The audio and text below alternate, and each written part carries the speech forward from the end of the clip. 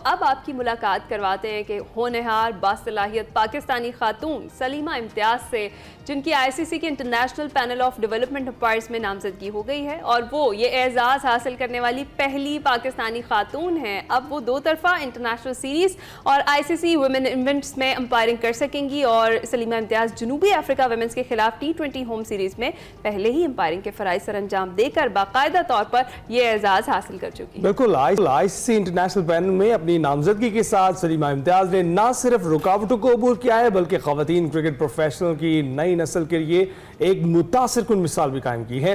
उनकी नामजदगी से दीगर पाकिस्तानी खवातीन को भी भरपूर हौसला अफजाई होगी, जो मर्दों के शाना बशाना पाकिस्तान की तरक्की और पाकिस्तान का मुस्बत चेहरा दुनिया के सामने पेश करने की चाहें।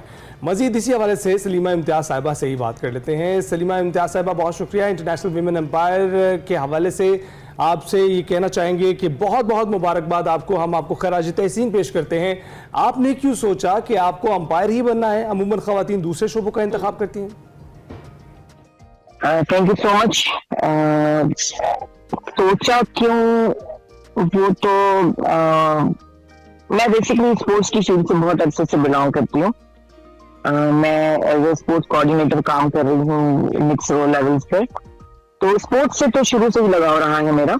और मैंने 2005 में क्रिकेट खेली थी डोमेस्टिक लेवल पे, और 2006 में जो है वो मैंने क्रिकेट छोड़ भी खेलनी। और उस वक्त इत्तेफाक की बात है कि एम्पायरिंग कोर्स अनाउंस हुआ था, तो एक जस्ट फॉर फन उस वक्त मैंने ज्वाइन किया था, क्लासेस ज्वाइन की थी और कोर्स ज्वाइन किया था, और एज अ फन मैंने उसको शुरू तो किया था एज एम्पायर बनना। कभी बेसिकली सोचा नहीं था कि एम्पायरिंग की तरफ जाना है। आई थी मैं एक्सीडेंटली ही एक तरह से इस तरफ आई थी। और इसके बाद ये कि फिर तो बस जब सीखना शुरू किया, जब पढ़ना शुरू किया तो शौक बढ़ता चला गया, और इसी तरह बस एम्पायरिंग को प्रोफेशन के तौर पे लेना शुरू कर दिया मैंने। सही सही। अच्छा, ये जिस एम्पायरिंग कोर्स का आप जिक्र कर रही हैं, ये आपने कब शुरू किया और ये जो सफर था आपका कितना मुश्किल था, कितना चैलेंजिंग था? एम्पायरिंग का कोर्स हुआ था 2005 में। तब मैंने एम्पायरिंग का कोर्स किया था और पीसीबी में ऑर्गेनाइज किया था। वो इंडक्शन कोर्स था, बेसिकली एम्पायरिंग इंडक्शन कोर्स था।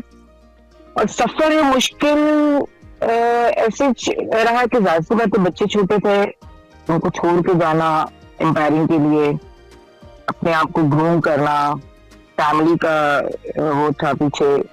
लेकिन अल्हम्दुलिल्लाह ऐसी कोई मुश्किलात नहीं थी जिसके ऊपर हम कूप अप नहीं कर सकते हैं। ऐसी कोई प्रॉब्लम नहीं आई। फैमिली का बहुत सपोर्ट रहा, हमेशा से सपोर्ट था। तो कोई मतलब मुश्किलात ऑब्वियसली एक फीमेल होने की हैसियत से आती हैं, वो तो आई ही। जब फीमेल बाहर निकलती हैं कोई काम करने के लिए तो प्रॉब्लम्स तो आती हैं, तो वो छोटी छोटी प्रॉब्लम जरूर राह में रुकावटें बनी। अदरवाइज कोई ऐसी बड़ी मुश्किल नहीं थी कि इसको मैं नहीं कर सकती हूँ, या मेरे लिए कोई बेसिक प्रॉब्लम है, कोई ऐसी कि फैमिली की तरफ से प्रेशर हो तो नहीं करना है। ऐसी कोई चीज कभी भी नहीं आई सामने। हमेशा सपोर्टिव ही रहे हैं सारे, जितने भी लोगों ने आज तक साथ दिया सब सपोर्टिव ही रहे हैं। बिल्कुल। तो सलीमा साहबा, ये भी बताइएगा कि कौन सी ऐसी बुनियादी ज़रूरियात है जो एक अंपायर में होनी चाहिए, और डीआरएस सिस्टम के और नई टेक्नोलॉजी के आने के बाद आपको लगता है कि अंपायर्स पर प्रेशर बढ़ा है या कम हुआ है? नई चीजें तो मतलब डीआरएस बेसिकली मुझे लगता है कि प्रेशर भी होता है और आसानी भी है बहुत सारी चीजों में।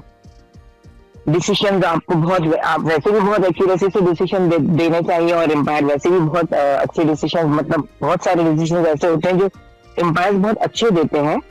कभी कभी जाहिर सी बात है, इंसान है, गलती हो जाती है, तो डीआरएस उसको कवर कर जाता है। ये एक अच्छी बात है कि कोई ज्यादती नहीं होती किसी के साथ। तो technology I think is a good thing. तो मेरा नहीं ख्याल है कि डीआरएस के आने से कोई प्रॉब्लम हुई होगी। हाँ, प्रेशर जरूर होता है कि आपका डिसीजन रिवर्स हो जाए, कुछ हो, तो एक बैक पे प्रेशर जरूर रहता है। लेकिन कभी कभी ये प्रेशर जो है वो आपको सही डिसीजन भी करवाता है कि ठीक है यार, एकदम मुस्तनद होकर और एकदम कॉन्फिडेंटली आपको डिसीजन देना है, पूरा कंसंट्रेशन आपकी होनी चाहिए। तो ये चीजों को फायदा भी हुआ है, और मेरा नहीं ख्याल है कि कोई ऐसा नुकसान हुआ होगा डीआरएस के आने से जो प्रॉब्लमेटिक हो।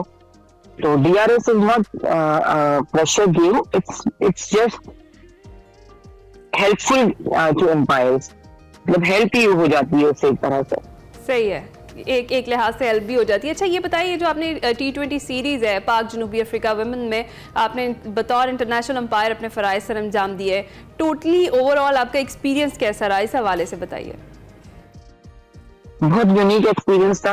इंटरनेशनल मैचेस में पहले भी कर चुकी हूँ, एशिया कप मैंने किए हैं तो, और अल्हम्दुलिल्लाह दोनों के फाइनल्स में मैंने एम्पायरिंग की है, प्रेशर मैचेस में एम्पायरिंग की है, लेकिन अपने होम ग्राउंड पे, अपने होम सॉइल पर मैच करने का एक अलग ही जज्बा था, एक अलग ही एक्सपीरियंस था, और थोड़ा सा नर्वस भी थी, जाहिर सी पहला होम ग्राउंड मैच था मेरा, तो नर्वसनेस भी थी थोड़ी सी, लेकिन ये कि बहुत मजा आया, बहुत अच्छा लगा अपने ही मुल्क में एम्पायरिंग करना, इंटरनेशनल एम्पायरिंग, अपना डेब्यू एक तरह से इंटरनेशनल देना ICC के लिए, तो बहुत अमेजिंग एक्सपीरियंस था, और बहुत ही जो है वो सपोर्ट मिला है, बहुत सपोर्ट किया लोगों ने, बहुत अच्छे तरीके से उन्होंने सपोर्ट किया है मुझे, तो वेरी थैंकफुल टू देम, और बहुत ही मतलब एक अलग ही यूनिक एक्सपीरियंस था अपने होम ग्राउंड पे।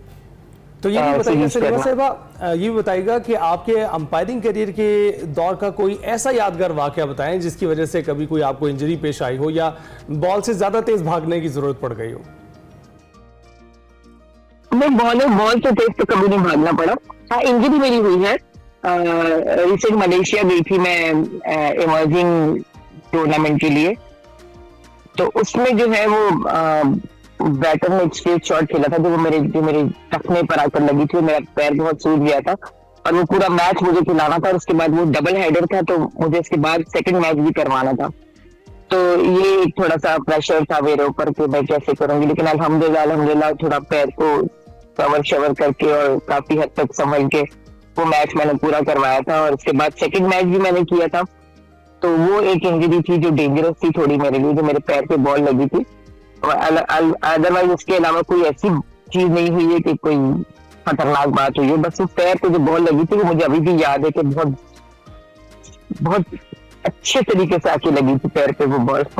अच्छा, सही है। अच्छा, एज यू ऑल नो कि आपकी बेटी भी खेलती हैं, तो अगर कभी ऐसा हो, लेट्स अज्यूम के क्रीज पर वो मौजूद हो और हरीफ की जो गुगली है वो पैड पर लग जाए और फैसला आपके हाथ में हो, तो फिर क्या तासुरात होंगे आपके?